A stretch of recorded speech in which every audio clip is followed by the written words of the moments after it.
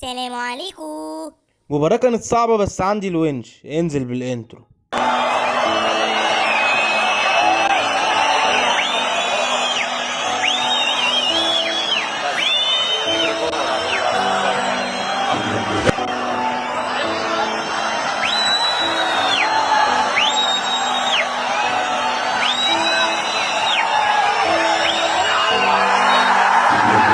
وانا زملكاوي هلعب مهما تفوت سنين، حبه ما توصفوش حكاوي، ما انا اصلي صوته حارسه الامين، عينيا دي ما بتشوفش غيره، صوتي ما يهدفش الا ليه، تشجيع وفخر الجماهير وده اللي انا اتربيت عليه.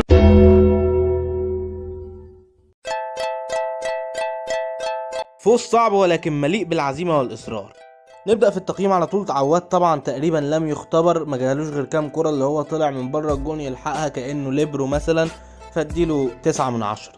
بالنسبة لعواد اتفق معاك 9 من 10 كويس جدا، نفس الكلام برضو لم يختبر. بالنسبة بقى لخط الدفاع، الونش كنت هديله 9 من 10، بس جت كرة في الدقيقة 72 تقريبا لعبها غلط واحمد عاطف راح انفراد بس ضيعها، فقلت هديله 8 من 10 عشان الكرة دي بعدها قام حط جول فهديله 10 من 10 طبعا.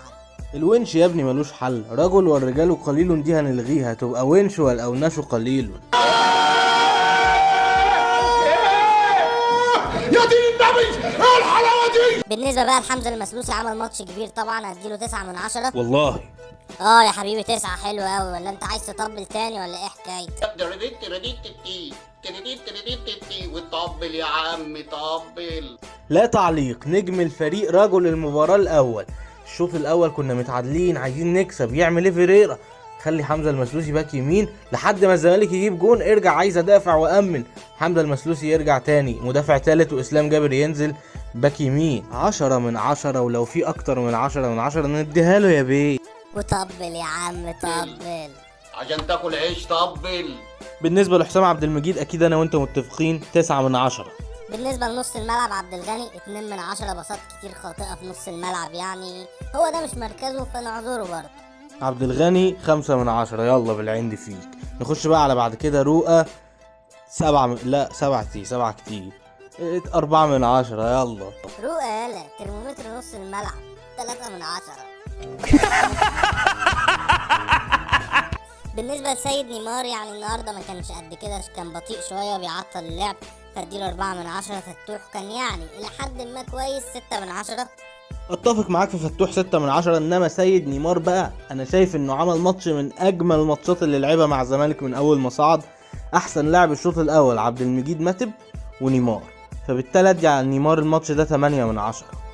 امام عاشور بقى في الوينج مش هو امام عاشور خالص، 3 من 10. مش عاجبني خالص امام عاشور النهارده. لا امام عاشور بقى 5 من 10 بالعند فيك. يلا بالنسبة بقى زيزو والجزيري فالاتنين ادائهم كويس جدا، اديهم 9 من 10 طبعا. ماشي زيزو 9 صح، انما الجزيري بقى 9 ونص. ليه؟ لانه صاحب نجم الفريق. طبل يا عم طبل عشان تاكل عيش طبل.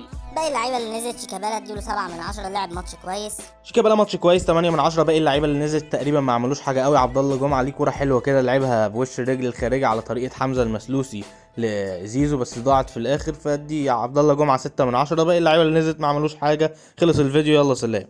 لا فيديو اللي خلص، استنى. اوباما 0 من 10، يلا سلام.